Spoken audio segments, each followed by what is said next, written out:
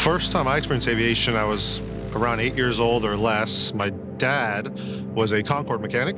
And so he was the reason I got into aviation. And then my brother took me flying in a small airplane for the first time.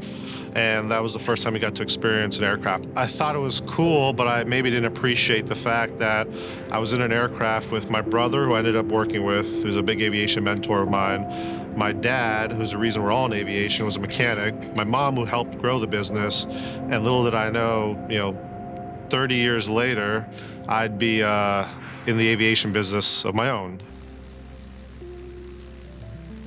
The background of where this idea came from is, obviously I've been around the engineering MRO environment all my life. I've been an operator at a company where we had 50 plus jets in operation. So I've got to see what it's like being an operator of all these aircraft.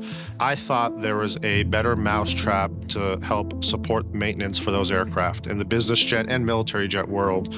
And what I saw, which I didn't like being a people first person, is the turnover rates were so high, about 50%. Mechanics were jumping around so much. And so I started to dig into the people part and really understand, why are these mechanics jumping around? What's going on here? Because it affects the operator. This is a people problem. We have to fix it. And so when I started Jets MRO, I go, we're simply just going to treat mechanics better. And we did that by talking to hundreds of mechanics to get feedback and learn what do they want in a business, because we have an opportunity to do this clean slate. And the feedback we got wasn't pay, wasn't in the top five. The issues they had were with culture, engaged leadership, benefits, and schedule. And so we had to create an environment that hit those four things on the dot. The challenging part is now we're shifting gears to go out in the market and open up our maintenance capacity to customers. So trying to convey that we're open, we're doing things different, like we're truly passionate about how we treat people, and that in turn will give the customer a better experience. They'll pay less money. That's for me nerve-wracking of how long that will take to convey that message. And will it really resonate with a lot of the aircraft owner operators? I believe it will, but we don't know yet. So we've done our diligence, we've done our research, and now we're in this weird gray time where let's see how good it hits with clients coming in, but I just don't know until it happens. So it's out of my control. We're doing what we can, but it's a tough time right now.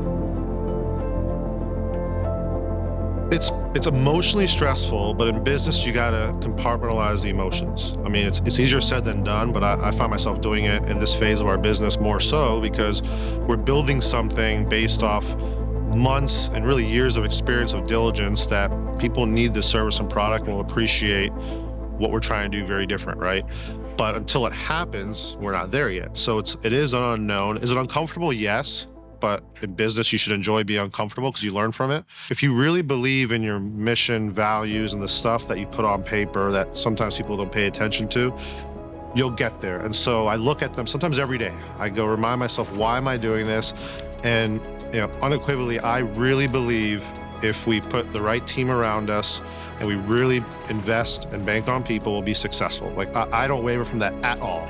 Even if, let's say, we have to pivot our thesis or we don't hit certain milestones, as long as I have the best team around me, we'll figure it out. And that's what we're doing now. So I'm not worried about the unknown because of the team we're building around us.